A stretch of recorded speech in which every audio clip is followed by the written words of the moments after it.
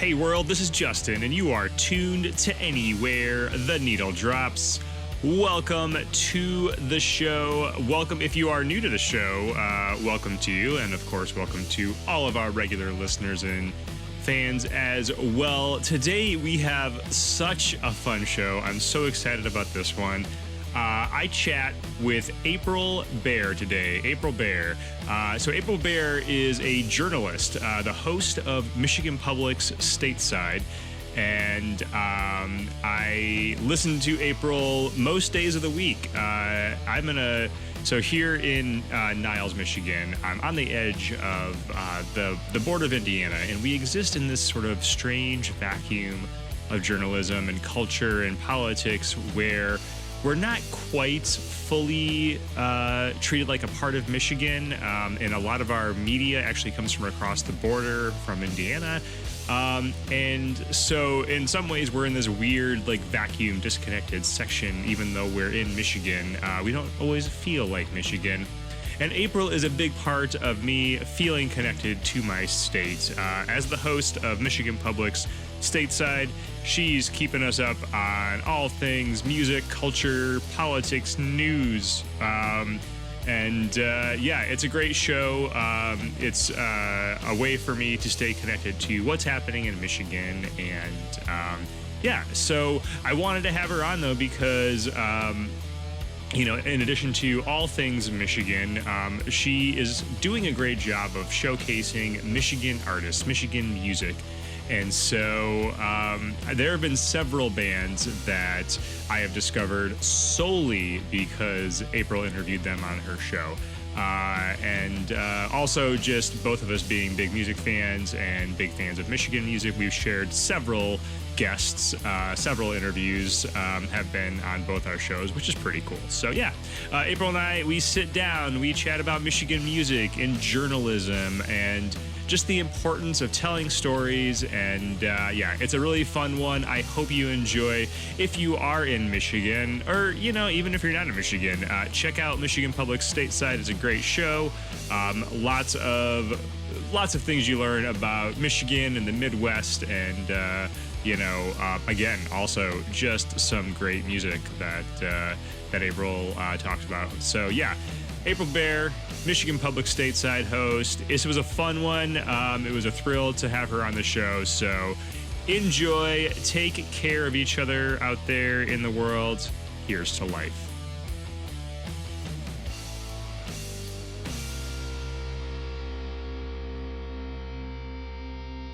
Thank you so much for taking the time to come on the show.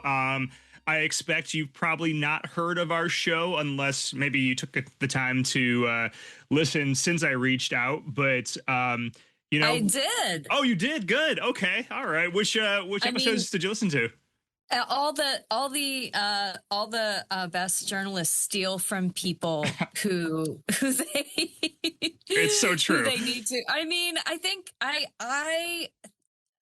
when I would say, like, the first 5 years of my work in radio, like before podcasting, was a lot of me sort of doing my best Terry Gross, like just really trying to channel the vibe and, just really get into my best public media voice.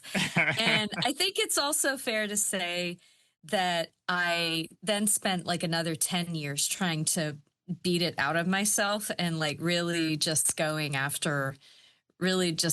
to go after the story and think about my own voice and what I actually sounded like. But to answer your question, I did listen to the early, and also, who was it? There was a woman, Dead Birds.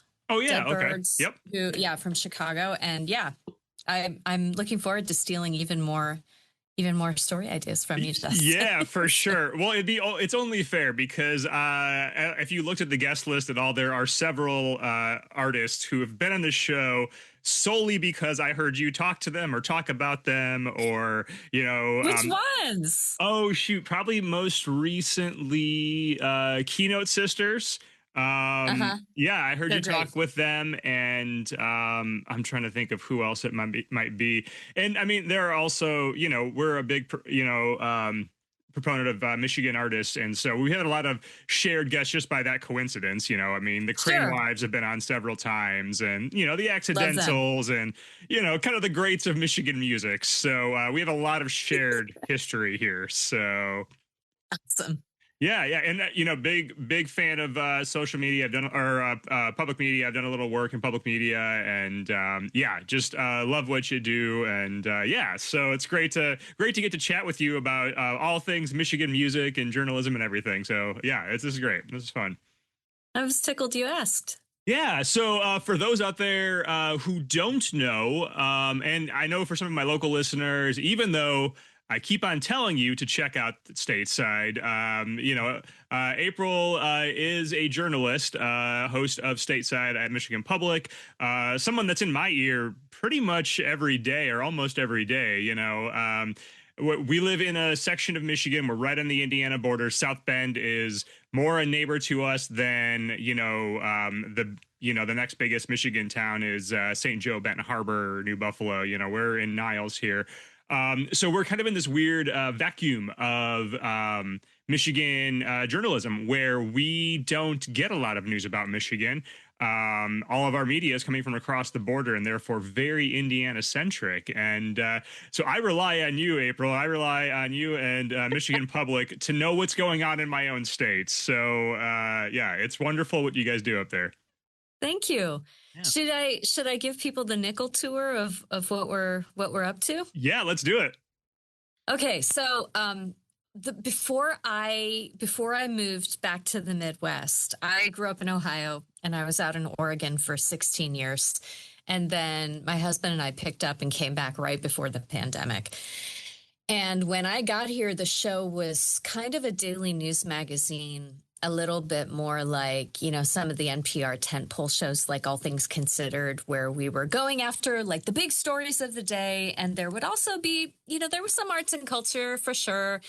And it was like a lot of stories. It was like 6 or 7 or 8 segments per hour. And then like everything kind of went bananas when COVID hit. And not only were we dealing with all the production problems of a lockdown, which I think a lot of people can relate, and our own, personal family situations, but we were trying to figure out like what kind of news people were, what would people want to listen to at a time like that? There had been a time when some folks were in their vehicles for work during our broadcast, or listening on podcasts as they were driving around. And there's sometimes when people had us on at home, and there was just so much going on at home. Like, would you really have the attention span, especially like, if you've got kids or, you're trying to work from home, would you really have the attention span for like a real busy news hour? And we started experimenting a little bit with longer form conversation. And the farther we got into it, the more we felt like this was something that we could really add to the ecosystem.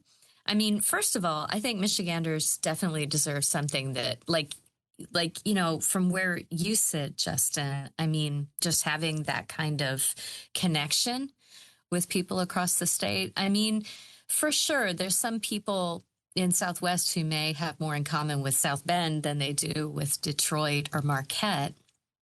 But there's still, I mean, we're a regional people. I really believe that. And people want to know like what's going on in their state capital.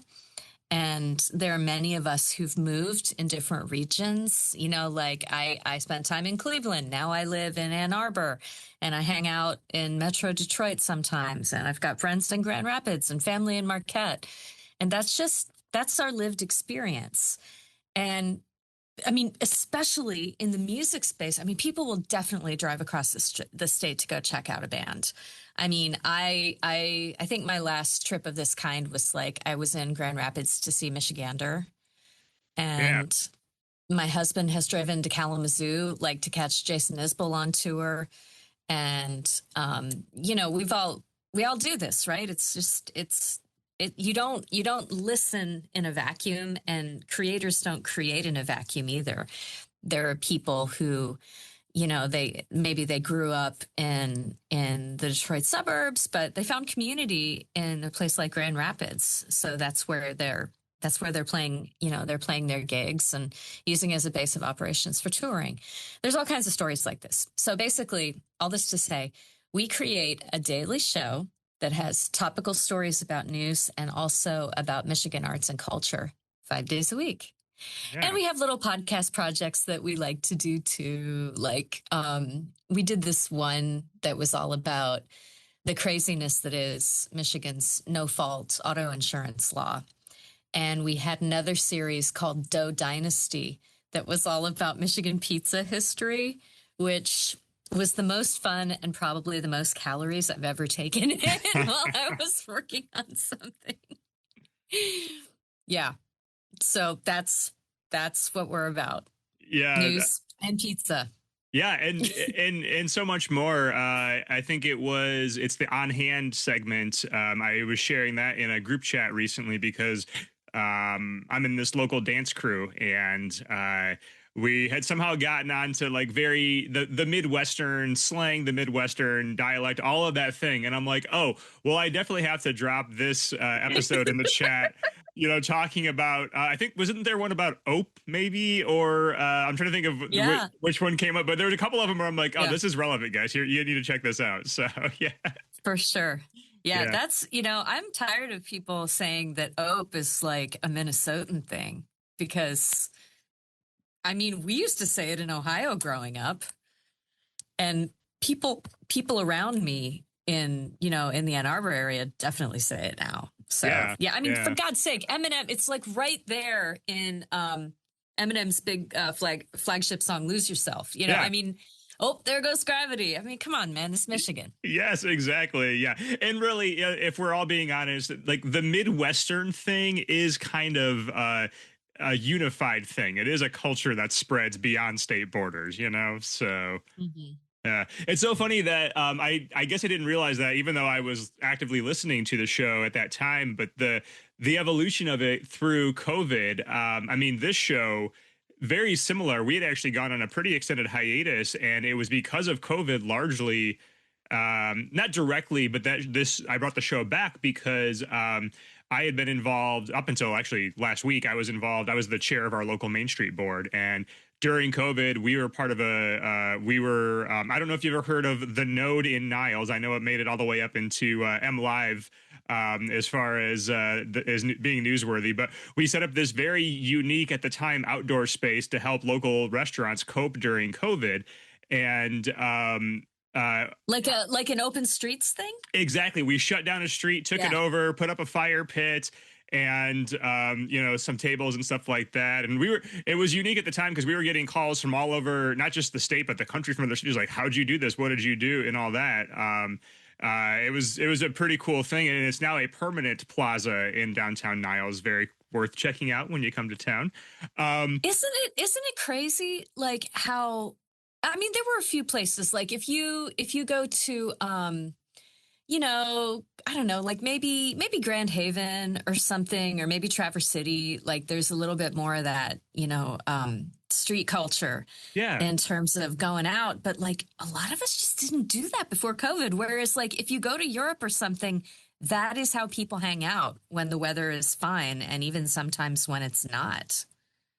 It really is. And it's this thing that I've seen in my travels, to the South, where, it tends to be warmer year round and whatnot. And also being active on that Main Street board for over a decade, every time I went to the national conference, wherever it was, the message was always like, get people out walking around. Whatever you do, get people out walking around. And we were like, long before COVID, trying to get that going. And COVID, I hate to use it as say it was an opportunity, but it did sort of create the opportunity to show people the value of that as a culture, and it's what is it they say? Like, never let an emergency go to waste. Like, always use it as an opportunity to, think about how you could do things differently. Indeed. Yeah. Yep. And the same with, the Michigan Social District thing. I mean, as a part of my role on Main Street, I lobbied to the legislature to help get that law passed, because we had been researching that in other states for a few years. And then COVID sort of brought that opportunity to bring that to Michigan, as a thing. So 100%. Yeah. But so yeah, during COVID, we're building the space, and I remember there's my sound guy because of this, Paul Clemson of Theory One Productions, this incredibly talented sound engineer who's worked with I'm not going to name drop because Paul is going to roll his eyes at me, but he's worked with major stars. Just look up Theory One Productions, you'll see his credentials. But he's in town discovering Niles, and he and I are sitting there painting these tables, building these tables for this outdoor space, the Node. And we're talking about our local music scene, and we're talking about our dreams, and I'm talking about this show. And it was solely because of those conversations with Paul that I decided to bring the show out of hiatus. And Paul hopped on as the sound guy shortly after that, and then we've been going strong ever since. And it very much changed the way we do the show now versus before, to the point where every once in a while we'll release a remaster of an old episode, and I'll kind of cringe a little bit remembering my greener days in this role. So relatable. yeah, but it's out there, right? We've done this, and it's there for public record forever, so what can we do? So for sure. Yeah. All right, so okay, before we're going to dive into some music talk, but what was it that drew you to the world of journalism before we get to that? Oh, I thought it might be fun to be a DJ and like not get up in the morning and like I kind of my view of the craft was highly influenced by DJs working at WCBE in Columbus, which was the station I mostly listened to when I was in high school. Justin, this, like, you just wouldn't even believe. This is an NPR affiliate that is licensed to the Columbus, Ohio Board of Education, right? So like the station headquarters are on the campus of an alternative high school. It's just, I think about this now, and like, I don't even know how this happened, but anyway, it's the kind of station that used to be a lot more common in the system, where they're sharing the NPR news shows during the drive times, and they had a small local newsroom, like 3 reporters, and then they would do music the rest of the day. And some of it was AAA and Americana, and they were actually pretty heavy on world music, and also some jazz, and some pretty like experimental stuff. Like they were playing Aphex Twin in the 90s, and just little bits of weirdness would work their way into a programming format that people might recognize at a place like WXPN in Philadelphia, or KCRW in Santa Monica. Just sort of like a real curated approach to music. And also assuming that you would want to know something about the news in your community too. This is where people were listening who like were going to see interesting film and checking out art. And I was just like, this is it. These are my people. And I don't care what job I do, but this is the world I want to work in. And so I just kind of hung around until somebody went on maternity leave, and the news director was like, hey, we need some help like covering City Hall and running some board shifts. Do you think you might be interested? And I was like, well, twist my arm. And it was kind of a long journey from there, because once you get started in news, there's some things that like you can't unsee. I was still obviously very interested in music and books and films, but the more attention you start paying to like what's going on at your council meetings and what your representative in Congress is up to, like it's tough I found it very difficult to tune out. And it was certainly true that was a time when local stations in the Midwest were going through some, I don't want to say like growth, that would be overstating it, because we've always been like this tiny percentage of the overall news ecosystem. But there were some people were thinking about what exactly public radio had to offer. So I just found myself, I worked in WYSO at Yellow Springs for a while. They have a really interesting community. Dave Chappelle just bought them a new building because he's from that area. Oh, wow. Is that like the town that he just lives in now, that he kind of just does his own thing? Or isn't there a town? Kind of, yeah. Okay. Yeah. He's a little bit from he doesn't live like in Yellow Springs proper, but like that's where he grew up. And it's such an interesting community down there because not only do you have like the Antioch College, super progressive old school, real deal hippies living there, but there's also like an Air Force base and a historically Black university called Wilberforce and a bunch of farmers and, like some auto industry supplier businesses. It's just this fantastically diverse area. Again, I think everybody thinks that like the Midwest is one thing, and it's not. We're all like all of these things. So sorry, I'm kind of going on a long time, but No, you're good. This is the sort of thing I started to see around me when I was wondering, like, who's listening to us? What do they like? What do they want from like? What kind of stories do they want from us? What should I be reporting on?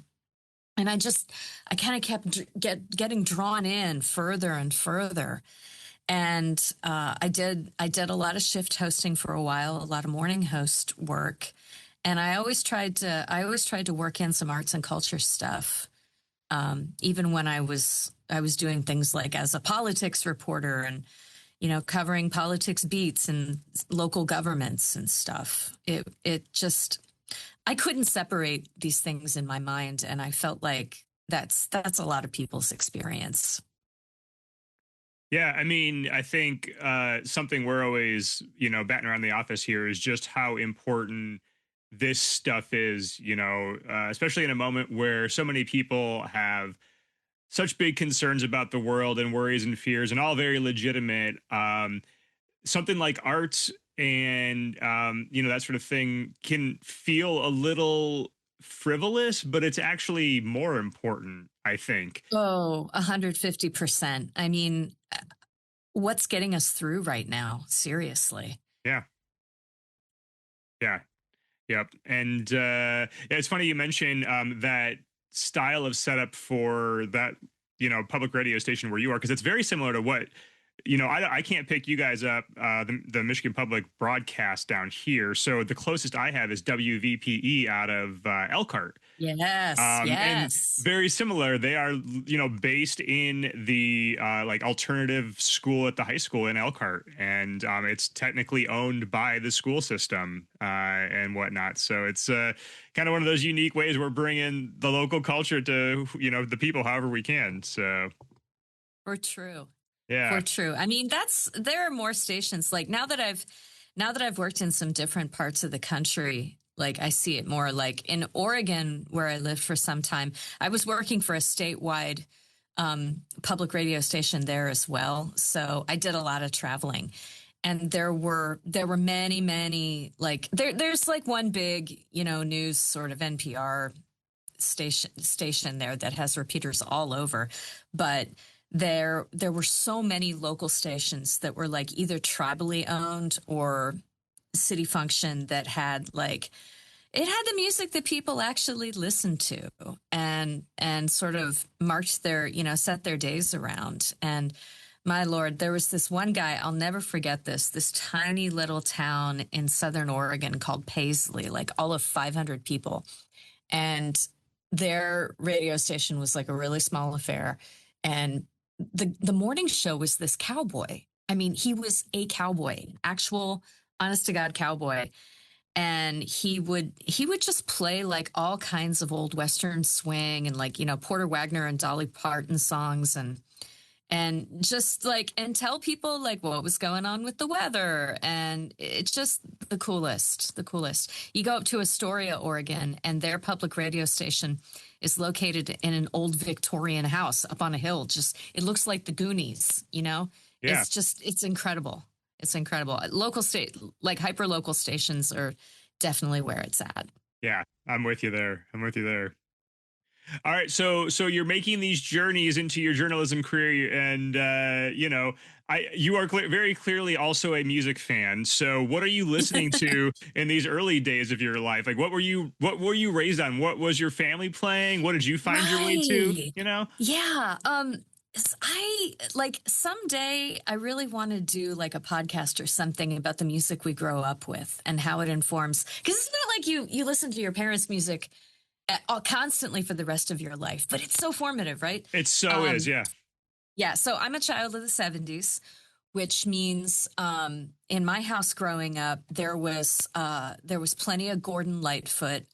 My mother was very into Gordon Lightfoot. My father was very into Gordon Lightfoot. So, like, the wreck of the Edmund Fitzgerald was known to this Buckeye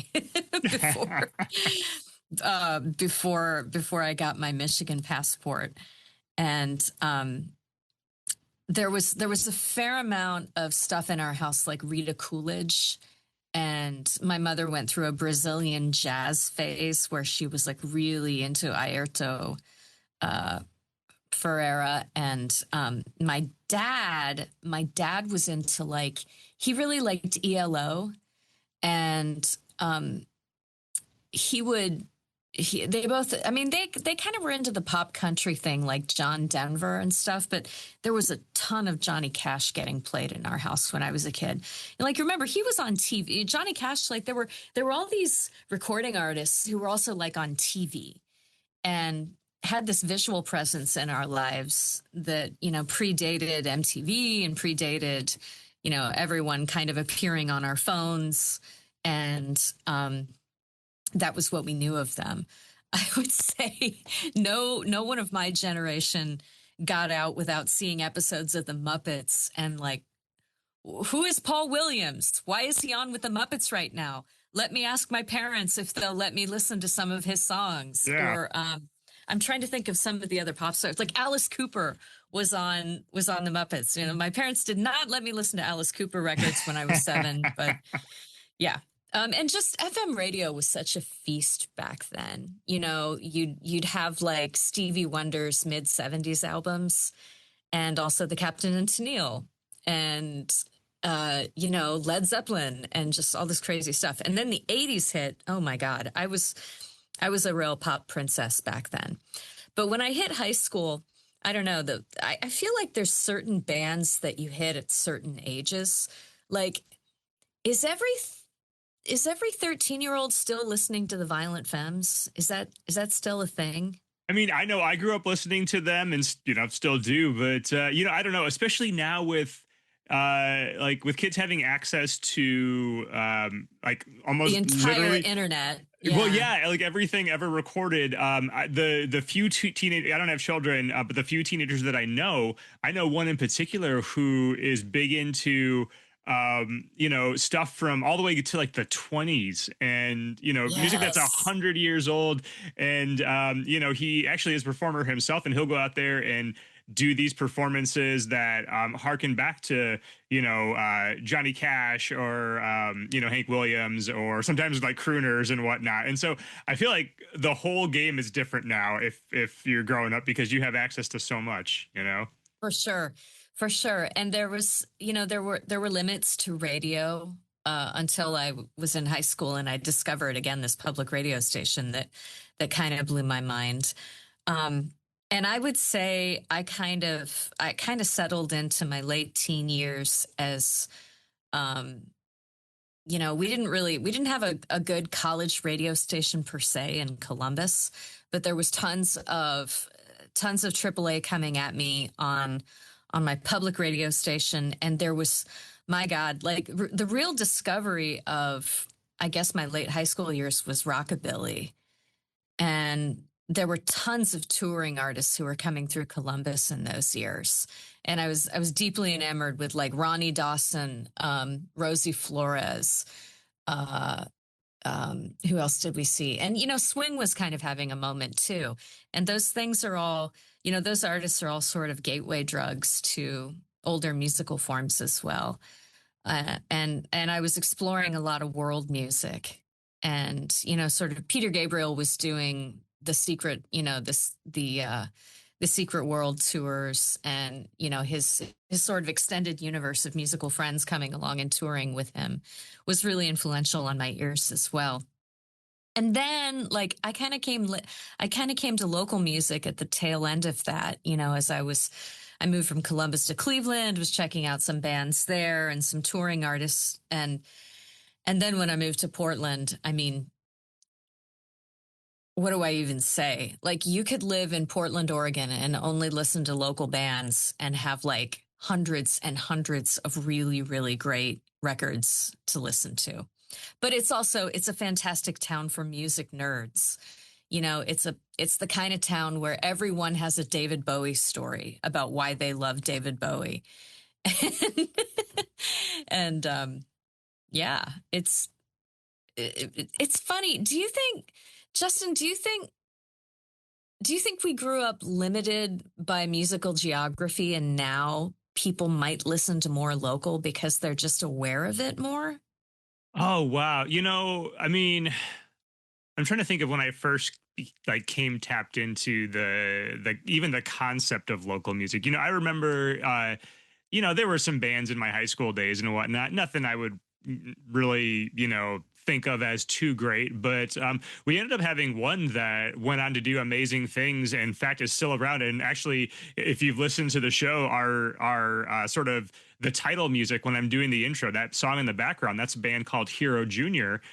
Who they're Bloomington based, but those guys I went to high school with. And I think that was probably my first real connection with like, oh, there's like local music, um, and now I don't know. I'm so steeped in it. It's hard to say like when that happened. But I think the internet did maybe help that a little bit because even if it was local music, unless you were able to get into the bar or the club wherever these local bands were playing, how are you, especially before you're 21, going to know that that band even exists, right?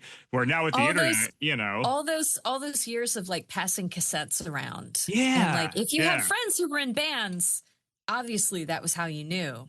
But the rest of us, I don't know, I was pretty clueless for a very long time. Yeah, I mean, I remember connecting to less the local thing, but more so the underground or indie thing in the early days. Because I'm a baby of the '80s, and so kind of my heyday was '90s music and dial-up internet and whatnot. I remember when my stepdad brought the first computer home, and we first had dial-up internet and. My favorite band, the Refreshments, now Roger Klein and the Peacemakers, discovering their entire message board community via America Oh, Online, and next thing I know, I'm trading. You mentioned cassettes, trading mixtapes, mix CDs, recordings yep. of live shows, and I used to have this giant collection of all these live shows. You'd reach out to someone, hey, I got an April 12th. You want to trade me for that September 9th over there? And, you'd each make each other copies and send them off to each other. Awesome. Yeah, those are times. But yeah, I mean, I think now it's, you mentioned the phone, like getting connected to your music locally is as, close as your phone. So even if you're too young to get into the local music venues, you can still check that stuff out and hear it. I don't think we had that option when you and I were growing up. No, it was, I was sort of dimly aware of what was going on with zines when I was in college. And I mean, that was definitely, I, I didn't quite, I guess I didn't quite realize the degree to which people were willing to read about a band and just listen to them. So, I mean, I'm sure there's people hearing us right now who like that was their lifeline. Yeah. And if they were growing up in a community that they didn't feel seen in, that it didn't seem like a flyer at all to, try to get hold of a tape of this band that you had maybe heard of. Yeah. Maybe. Yeah. I mean, I remember I was one of those kids where I remember being told straight to my face by my sister that the music I listened to wasn't the quote unquote cool music, and it was almost this sort of like it was coming from a place of love where it was like, oh, you can't listen to that, like that's not cool, and like I'll, like yeah, reaching out to people via the internet, even in the dial-up days, that was a lifeline for sure to find Okay, that stuff. okay. I'm going to put you on the spot. Tell Oh. me about tell me about a guilty pleasure band. Oh wow. Well, I mean, first I'm just gonna say I don't believe in guilty pleasures. So I mean, right there, I think if you love it, then, then have at it. But, man, the be- so, I've been on this run. I do this thing where I do like these deep dives into artists where like I know some of their stuff, but I haven't gone like fully in, and so I'll pick a band, and it might, or an artist, and it might be someone big, might be someone small, but I'll go through and I'll get their original album all the way through the current stuff and just listen to it one by one and watch their evolution and whatnot and have a good time. And I did that with Madonna a couple of years ago, because I mean I knew all the Madonna stuff, but not, I didn't know all the deep cuts and whatnot. And ever since then, and this has happened very recently, if I'm having a down day, if I need something to like lift me up or energize me, I'm gonna put on Like a Prayer, and I'm gonna be blasting that, singing that aloud, without any shame whatsoever. Hopefully, no one hears me sing. Madge will help you out. She will Yes, help you out. yeah. Also, I have to say, I've seen that song like clear the benches at karaoke more times than I can believe. Like, just you want to get people up and dancing at karaoke, put on some Madonna, especially Like a Prayer. I mean, Yeah. that'll take care of things for you. Oh yeah, we so that dance crew I mentioned, we do this thing every once in a while where we'll pick a local bar and we'll go take it over and just kind of like take over the dance floor and make it our own. And we did this at there's a bar here that's kind of like one of the local Notre Dame bars, because Notre Dame University is right there, and we've hit that place a couple of times. And sure enough, Like a Prayer came on while we were there, and we were all just singing at the top of our lungs, having a good old time with it. So. I mean, some of Madonna's stuff like has not aged well, but I'm going to tell you, my kid loves Like a Prayer. That's a great She song. thinks she thinks it's one of Madonna's best. Yeah, I agree. I also think, wasn't it one of the Deadpool movies or something incorporated that? And I think that probably helped bring that back into the Oh. zeitgeist as well. Oh, So, you're testing me now. I thought I knew the soundtracks pretty well on most of those. yeah, I think maybe one of the Probably. sequels. I don't know, but there was some movie I Mhm. think that kind of put it back into everyone's listening. So. Or true. Yeah. All right. So, you know a lot of Michigan bands. Is there like, are you familiar with like all the particular little like regions of Michigan music? I mean, obviously you're near like Ooh. the Grand Rapids, and Kalamazoo and the Detroit and the Ann Arbor, kind of like the hot spots that people think of. But like there's also kind of a weird, unique music scene in Marquette, or there's what's going on down here, which bleeds into Michiana, or into Indiana. But we call this region Michiana because of the cross-border nature of it. So we have what's going on down here, and really some phenomenal bands like that band, The Early. I think you probably just heard my little snippet episode. They were trying to plug a show coming up, but they've been on for a full episode. They've been on for one of our live sessions. They are the best live band in the region. Every time I see them, including last weekend when I saw them, blow me away. So good, so good. But yeah. So like, what are some of the little like Michigan spots that you know of? Well, just to put the cards on the table, moving here in November of 2019, I still feel like I'm at a huge disadvantage, and I don't feel like I know uh, the regional spots anywhere near as well as I should, because I kind of flounced in during the pandemic and then kind of had to go on lockdown with everybody else.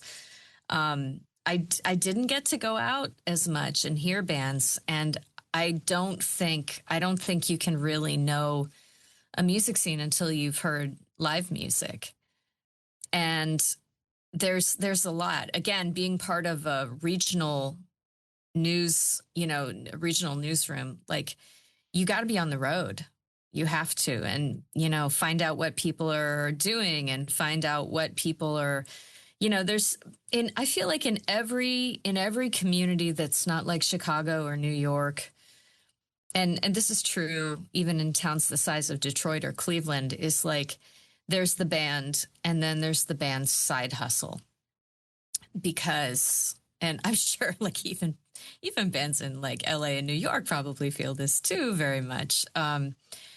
everybody's got to do something to get to do the thing that they actually care about.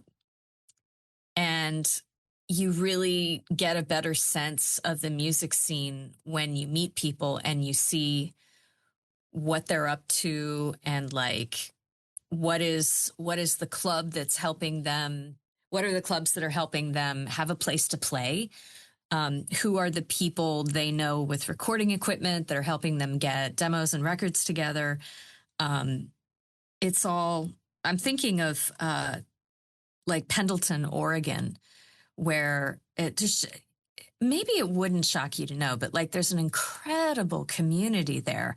And literally everybody knows everybody else. And a lot of people grew up working in the casinos. And, you know, there are people there from the reservation, and then there are people there who lived, you know, near the reservation, or it's like everybody who's in a band has this very intense parasocial relationship with each other, just because they live in a small town and everybody knows everybody. And at the end of the day, even a town like Detroit is kind of a, musically speaking, a small town. So, and also I do have a family. I'm sorry to say that's been a bit of a, damper on the going out time that I would like to have. And I wonder, like, Justin, do you feel this is something that Jason from Michigander actually talked to us about? Is like he just worries that people aren't going out as much to hear bands, and considering that's the only way a band can make any money, um, I don't know. Like it's a problem. It's a problem for me. I don't know to the extent, I mean, in our college towns, it's less of a thing. And there's some real, you know, there's some real scenes in places like Ann Arbor historically, because they're places where people want and need to go out a lot.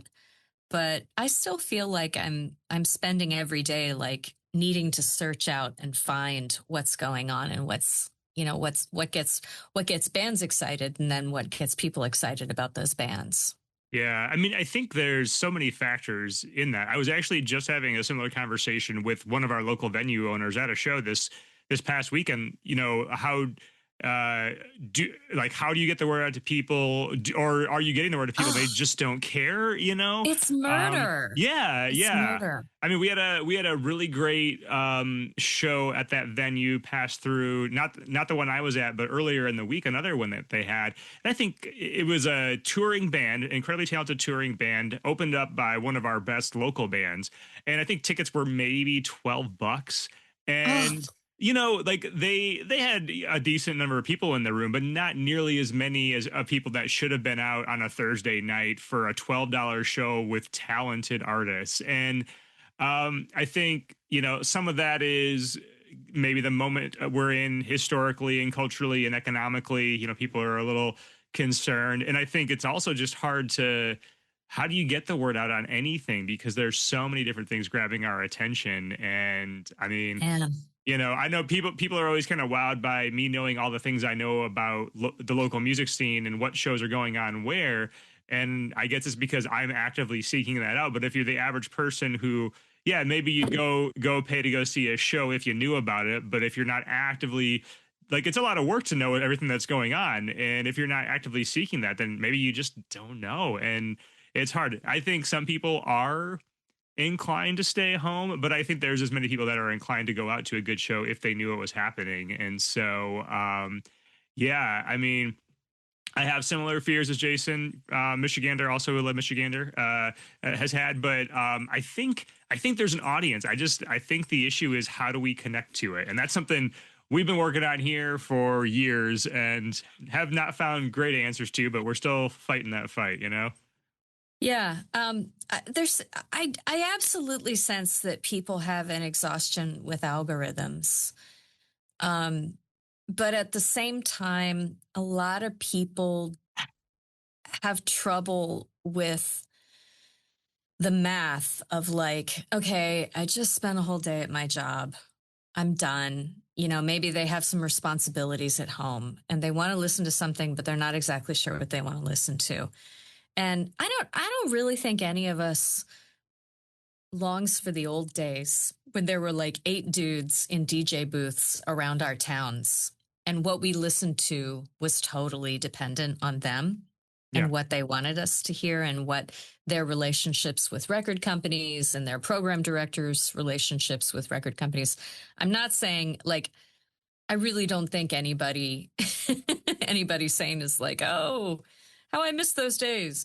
But it is absolutely fascinating to me the way that curation has gone out of our lives almost without a hiccup. And the thing is, like, if you're lucky, you've got someone who's a friend. You've got like a Justin in your life who's always listening to cool stuff and maybe sending mixtapes around or playlists around, excuse me, We showing my actually we're keeping mixed CDs alive here, the physical ones, in addition to playlists. lovely. But I'm yeah, yeah. you can as we're talking on Zoom, you can see my gray hairs here. We make a weekly mixtape, like official or playlist officially at Red Truck Yeah. Productions, but I legitimately have been making physical mix CDs in the last few months. But every time I give one to somebody, I have to ask them like, so do you have a way to play this? Like, because some people Yeah. don't, It's nutty. And like, okay, so we all acknowledge that like there is a need for us to connect to music, but how are we going to do that? Yeah. One of the things that we've always on the show, we've always tried to book artists who had something live coming up.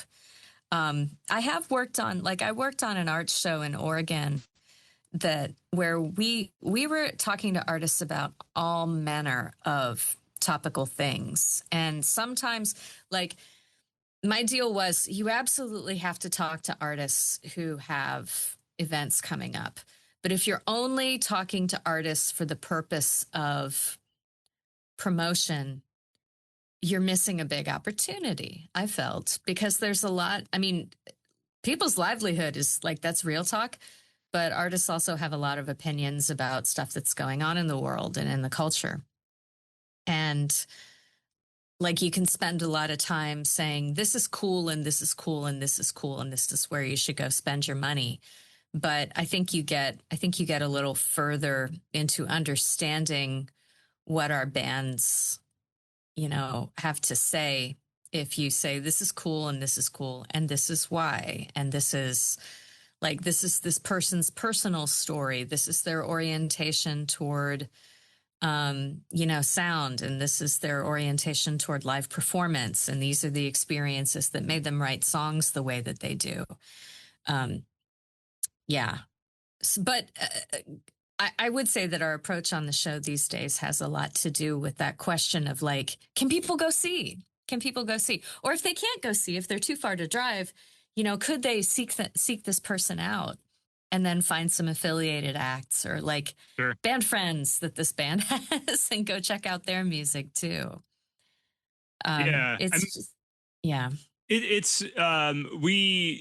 I don't discern too much between like guests on the show who have a show coming up necessarily, or even a release, because there is, I think people do value that conversation and the getting to know aspect of it. And because so many people don't know of these bands at all, they might hear them on this show for the first time and then go and check out the back catalog or whatnot. And I do think there is an aspect of people kind of want to know the stories behind artists now, which is, why we see the internet existing in the way that it does. So I do think there's something to that.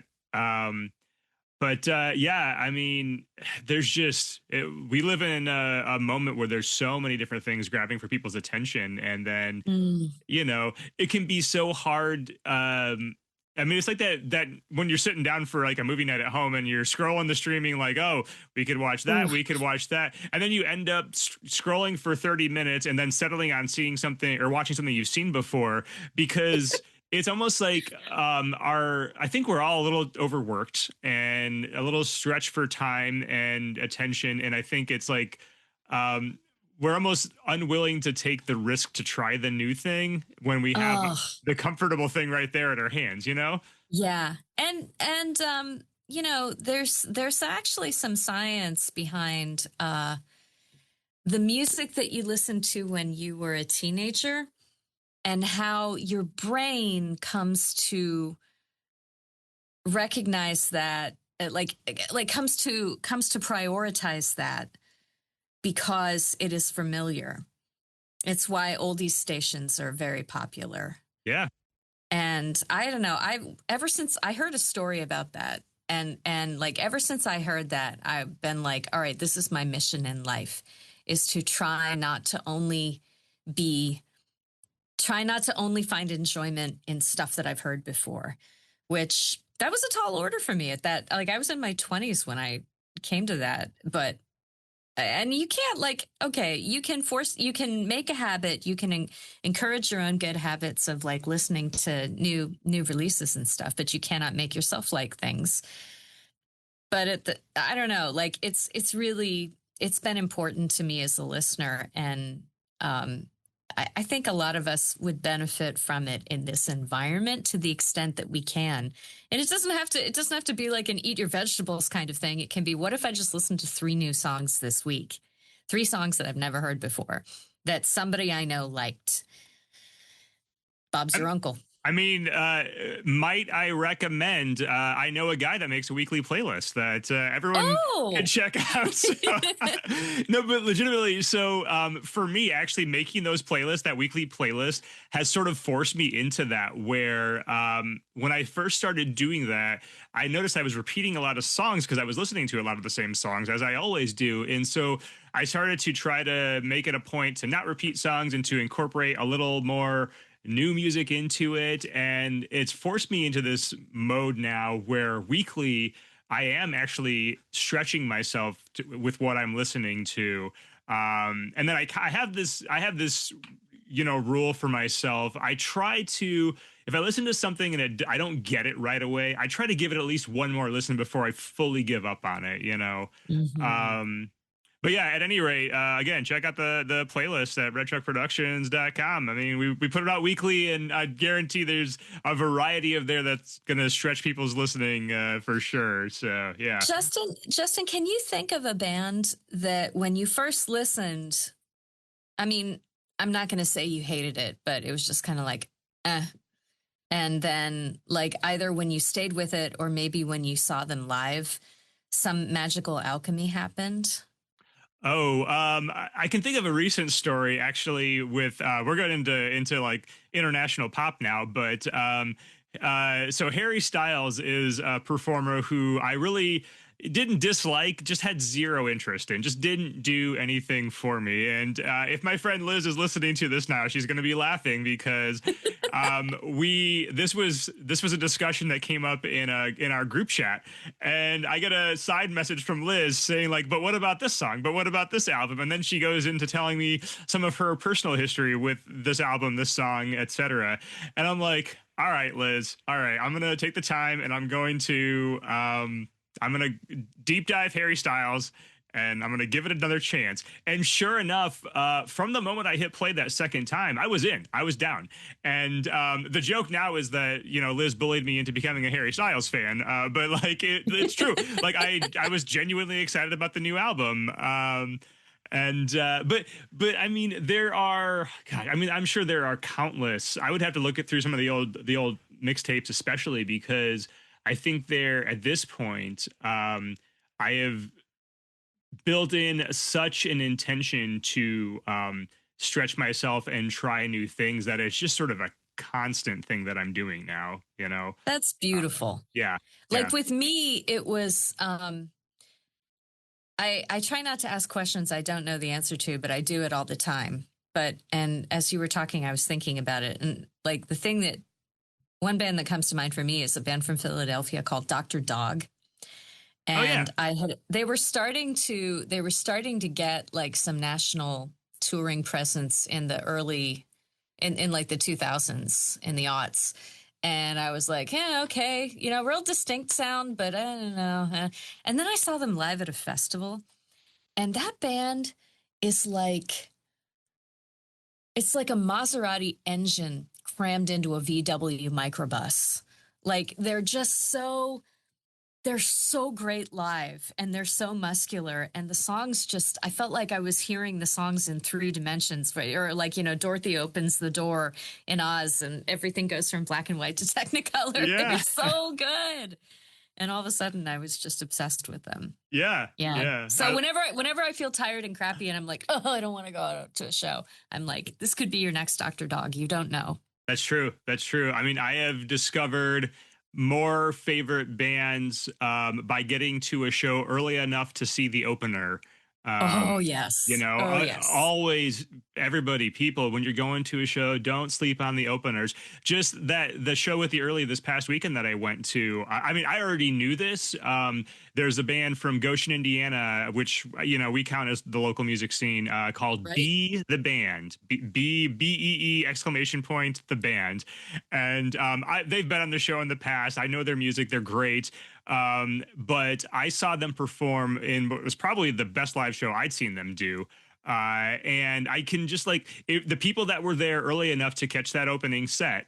I guarantee we're like, oh, I'm going to check out more of this band. Where had they waited to come till, the main event, they would have missed out on that. And yeah, go see the openers, folks. Go see the openers for sure. Yes. Yeah. Yes. 100%. I mean, and that's such an amazing feeling when like you get to see a band, or you go to see a band and it's like once in a blue moon, the opener will just like blow the doors off whoever you went to see. Yeah.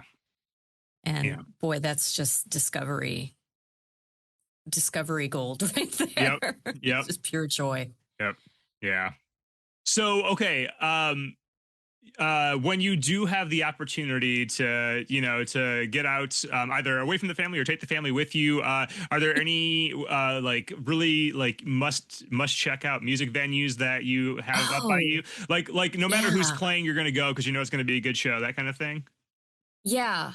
I don't know. You mean in Michigan or like generally? I mean, generally Michigan. We've started doing something in the family now that our kids are a little older, where every family vacation we try to go see shows. Like last summer, we bookended it. The first show was we flew to Salt Lake City and we saw Hozier at the outdoor amphitheater there because my kid's crazy about Hozier. And then we were like wandering around Grand Teton and Yellowstone, and we finished in this tiny town called Emigrant, Montana, to see me and my husband's like one of our favorite country singers, who's a Canadian guy named Corb Lund. He's fantastic. Okay. And it was like this little tiny outdoor venue in the middle of nowhere where like you had to, like, there's no parking at the saloon, and it is a saloon. So like you have to park in a field across the highway and like take a shuttle bus that they set all this up for whenever they have a show. I would go see anyone at the old saloon in Emigrant, Montana because it was magical. And like back in Oregon, there were definitely places like that. There's a whole chain of hotels and music venues run by the McMenamin brothers. And there's one that I've seen many, many live acts at, called, Edgefield. And it's like an outdoor venue in the Columbia Gorge. And like the setting is just to die for. A little closer to home.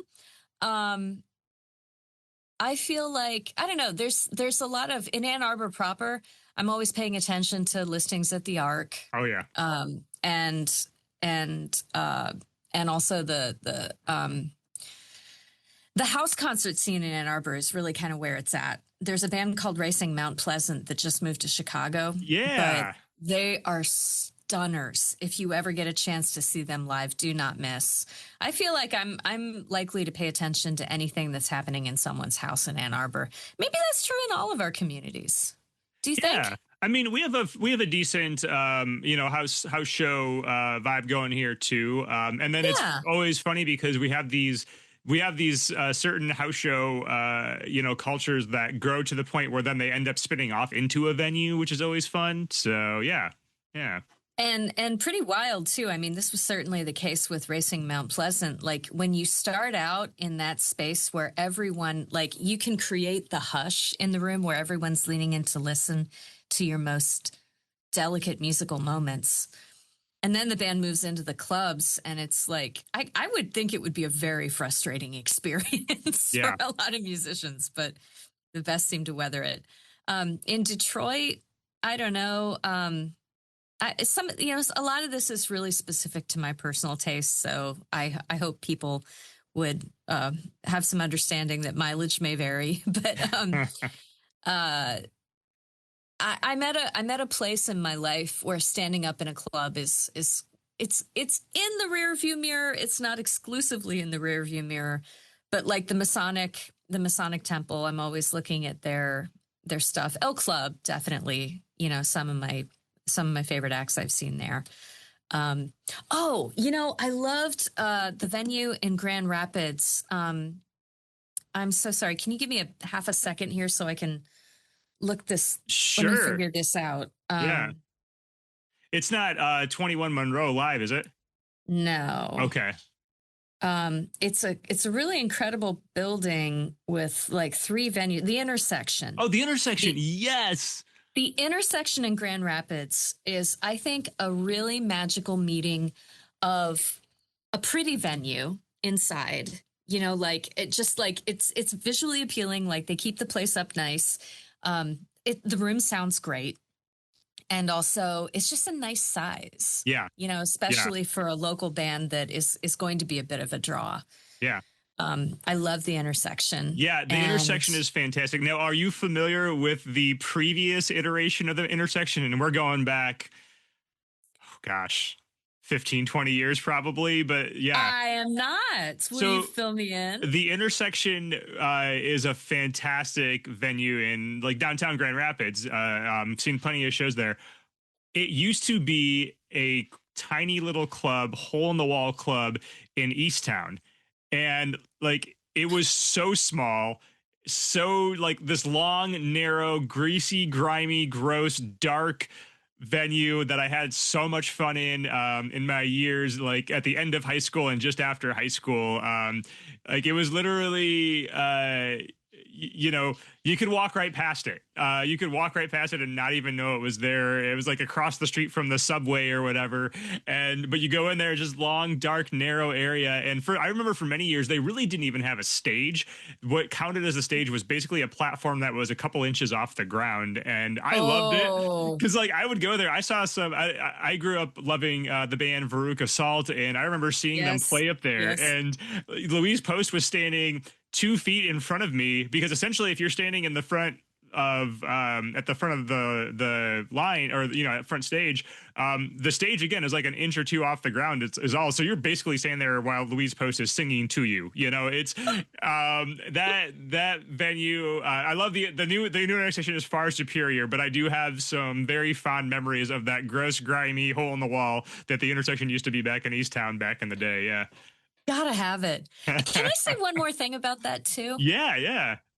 The show that I worked on, like my last job at my Oregon station was I hosted an art show for 6 years, and we would do this thing where we would have artists in the community guest curate, and sometimes it was musicians, sometimes it was other kinds of artists. But one time we managed to talk Corin Tucker from Slater-Kinney into guest curating an episode. Oh wow. And one of the things that I did with her was I asked her if she would be willing, because like Portland is one of those towns like San Francisco that, ton of bands, ton of creative energy, but it all happened because it was a cheap place to live for artists. And when Corin and Carrie, came down from Olympia and graduated college and started, when Slater-Kinney started taking off, there were all these venues that they used to play and where they'd go to see their friends play that are no longer there, because the city is gentrifying pretty badly. And I think many, many of our communities, everybody who's listening right now can think of some example, even if you live in a pretty small town, like the one thing that you loved that's not there anymore, and it drives you nuts. And let me tell you, like that band, Slater-Kinney, there are places that they played, houses where they lived, recording studios where they recorded like Dig Me Out, and that are just like not there anymore. And it was crazy, like going around with her, and she'd be like, yeah, this is the house we lived in, and we used to hang around with, this band and that band there, and now it's condos. and oh yeah, this club, oh, we played all these shows there. And, I remember going to see Hazel and, Team Dresch and, all these punks getting into fights with the radical lesbians and the whole thing. And it just, and yeah, it's a commercial strip now. Yeah. And it was very informative to me. But at the same time, it felt very nostalgic and sad in a way. And God, anyone who spent any time in Portland is more than happy to tell you how great things were 20 years ago, and Yep. it doesn't matter when they got there. They're always talking about, oh, 20 years ago was so much better than it is now. Big. And what I've come to realize is that the places we live, they change, and our art scenes change, and people age in and people age out, and it's not a constant thing. And I guess I'm just at many years old, like I'm in this place where I feel like we have to stop talking about it like it's a bad thing that things change. It is a bummer. It is a bummer when the radio station you loved is not there anymore. It's a heartbreaker when the club that like changed your understanding of music closes. But we always have the opportunity to renew ourselves through music at different places. And like you were saying, new music. This is healthy.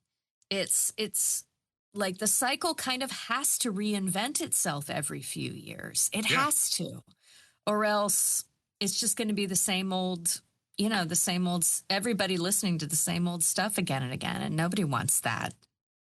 Yeah, and you have to make space for the newer generation to get in there and do their thing. And I've seen several iterations of our local music scene here, and while I've always gone through that process of mourning the end of one, inevitably something good comes out in the new one, and that's what I try to remind myself now in those moments as I'm little more mature and having lived through that a few times, where I try not to get too sad. I mourn the thing that was lost, but then I'm like, okay, cool. What's the next cool thing that's going to happen? And sure enough, it always does. It always does. You just got to be open to it. For sure. Yeah. And you don't want to be that person who's like, oh, what's this Slater Kinney band I keep hearing about? Why do the girls have to have, like nobody wants to be that person, right? Yep. Yep. Just enjoy all the new, and yeah, just like see if you can catch a bit of what people are talking about. And it's okay not to understand it. Not every band is for me. Yeah. Not every band is speaking to me, and that's totally fine. Yep. I think, yeah, that and be open to new things. And yeah, I think those are two very good lessons. So, yeah. All right. Before I let you go, one last question for you. And this doesn't have to be a Michigan band necessarily, but is there one band, Michigan or otherwise, that you need people to know about that not enough people know about? Like, who do you want to plug that's just like, you guys have to check this band out? Is there anyone out there? So I already mentioned Racing Mount Pleasant. I Yeah. mean, Yep. I was listening to them nonstop in January and February. And they have a couple different iterations of the band and some interesting things there. I do think that it's incumbent on us all to plug our legacy artists a little more. Like, in my case, that means Detroiters, like in the Motown orbit, and like their lives can still be affected when we buy their records. If they're, I mean, Stevie Wonder, I'm not worried about Steve, Yeah. because he's He's doing all right. but there are any number of like smaller bands, and I try to listen to WDET as much as I can, and they have great local shows in the evenings on weeknights, and it's a really fun place for discovery. And they have a couple of shows that are like almost exclusively the Dusties, which I really love. However, to your point, like, who am I really raving about? I tend to, how do you organize your playlist? Do you just do it by, I tend to do them by season. Like, I've got playlists for like last summer and one for, like over fall, winter. And that's because I think when I used to have more of a presence for like actual physical copies, I would organize it that way. And I think maybe there's two artists that I would really like to talk about. One is a guy who lives in Ypsilanti whose name is Fred Thomas. And he kind of sounds like the second coming of, who's the guy in the Hold Steady? Craig. Craig Finn. Yeah. Yep. Yeah. He kind of like a lot of his career has been post-punk, modern rock, and he's very wordy and man, just the man's a poet. He's great. Oh, I love that because I love the Hold Steady because of Craig's lyrics. So yeah. So you would vibe on Fred, except he's a little bit more of like a garage punk guy, which isn't to say that Craig Finn isn't, because he definitely is, but he's an older man now, right? Yeah. And Fred Thomas is also, I don't know exactly how old he is, but he still has the flame burning in him very much, and his lyrics are just mind-blowing. So his joy in being alive and his frustration with the human condition are just with me all the time when I listen. And he's got so many damn gears. He has a couple of albums of I guess what I would consider ambient music, or not chill room. If I say chill room, you're going to think it's like and he's not a DJ. Okay. It's more it's somewhere between like ambient music and sound art and something that you might hear on a film score. So he's got a few different things going on, and there's a lot of catalog to enjoy there. I would also draw your attention to the band Hail Your Highness, two sisters from up in Grand Rapids, and they are I find their musical arrangements pretty electrifying. They manage to get through some clever production that they're just sort of making up as they go along. They get so much like sonic space packed into things that they just produce and engineer themselves. They sound like a much bigger band than they are. And I hope someday they get to tour as like a huge band and can really, like something in the 1,000-seat. Like I'd love to hear them fill a space like that and see what their songs sound like. I haven't seen them live, as it happens. We did interview them, but I have not managed to make it north to Traverse City for one of their gigs or one of their touring gigs. But I'm curious to see what they sound like live. But I just love them, and they have sort of a pissed off mid-30s lady rock. Yeah, all right. thing going on. I'm into it. Yeah. So those are my raves. That's awesome. That's my triumvirate right now. Beautiful. You've just given me my favorite kind of homework. So yeah. Okay. Awesome. Well, wow, April, this has been so much fun. I could probably sit here and chat music and whatever else with you all day long. So I really appreciate you taking the time to hop on here with me, and please keep doing what you're doing, both from, just general journalism, but also what you're focused on the arts, because it really does matter. You've turned me on to music down here. You make me feel connected to my state. And what you're doing is really important. So I appreciate it. So Justin, thank you so much. And thank you for keeping the lights on, and right back at you. It's, we're accountable to each other, and you just, I know how much you do in terms of like listening to what people want and what artists need. So thank you for that. Definitely. All right, April Baer, you can check out April on Stateside. Definitely do that. Find out what's going on in Michigan. And April, you ever get down toward the Niles, Michiana region, let me know. I'll let you know where all the good shows are happening. So thank you. Not yet, but I feel like there's going to be a slow road trip to Chicago sometime in my future. Beautiful. You'll be passing right through. Yeah, we were thinking about maybe making the roadie for a Tyler Childers at Wrigley. Maybe we'll make it a musical tour. There you go. Yeah, for sure. Let me know. I'll give you some tips. So right on. Thank you. No problem. All right, April. Thanks. Take care. You have been listening to Anywhere the Needle Drops from Red Chuck Productions. Keep up on new episodes of this show, our live events and various creations and other happenings over at redchuckproductions.com, or by following us on social media at Red Chuck Productions. Special thanks to Hero Jr. for our theme music. You can check them out over at herojuniormusic.com. That is Hero, H-E-R-O, Junior, J-R, music.com. A big shout out to Paul Clemson and Theory One Productions for handling sound duties and so much more. Check out their magic over at theory1productions.com. And a big thank you to Earthworks Audio for outfitting the Red Chuck studio. See their microphones and their other products over at earthworksaudio.com. Be sure to support all of our guests by visiting their websites, social media, clicking that subscribe button, seeing them live, and checking out their merch stores. Give musicians and artists your money. We'll be back with the next episode. Until then, thank you for your time. Here's to life.